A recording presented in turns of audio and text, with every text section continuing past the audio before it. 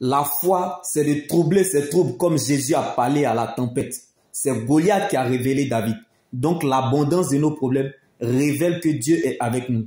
C'est Judas qui a élevé Jésus. Donc les ennemis sont les médicaments qui donneront la santé à notre destinée. Ce n'est pas Joseph qui a eu besoin du gouvernement. C'est le gouvernement qui a eu besoin de Joseph en prison en Égypte. Donc on ne coupe pas pour ce qu'on est, mais on coupe pour ce qu'on n'est pas. Car bien aimé, ce n'est pas les diplômes, ce n'est pas les relations, ce n'est pas la naturalisation qui a conduit Moïse à la table des rois, mais plutôt la vie de Dieu qui est en lui. Donc, la vie de Dieu qui est en toi est trop importante pour qu'une flèche se tue. Donc, quelle que soit la vieillesse de ta situation, le capital vie de Dieu qui est en toi te rassurera, coûte que coûte, jusqu'au bout, tu y arriveras. Car lorsque Dieu t'attend à la tête, il compte sur lui-même pour t'accompagner.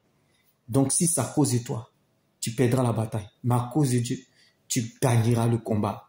Donc, que Dieu prenne la forme de ce qui te manque. Heureux l'homme qui cherche la présence de Dieu, malgré les difficultés, comme Jacob dans ses 14 ans de souffrance. Donc, moque-toi de tout, mais sauf d'une personne qui cherche Dieu comme Jacob. Car il peut être Jacob à 16 heures, mais avant le lever du jour, devenir Israël. C'était fini pour David, mais Dieu a augmenté le temps additionnel. David s'est levé le matin berger, mais il s'est couché le soir avec une promesse du roi. Je ne sais pas pour toi, mais pendant que Ézéchias était dans sa maladie incurable, qui le condamnait à la mort, il ne savait pas que Dieu allait prolonger ses jours sur la terre. Je ne sais pas pour toi, je ne connais pas ta situation, je ne sais pas là où tu te situes, mais Dieu augmentera le temps additionnel. Car Moïse, prince qu'il était, est descendu dans l'esclavage afin de devenir un libérateur.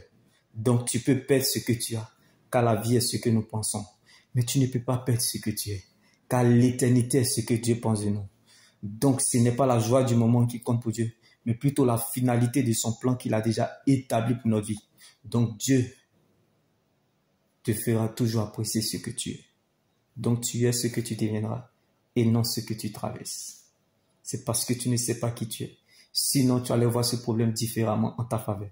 Car le problème n'est pas le problème, ni ce qu'on t'a fait. Mais le problème est ce que Dieu a dit à ton sujet. Tu ne deviendras pas autre chose que ce que Dieu a planifié, programmé, décidé. Shalom.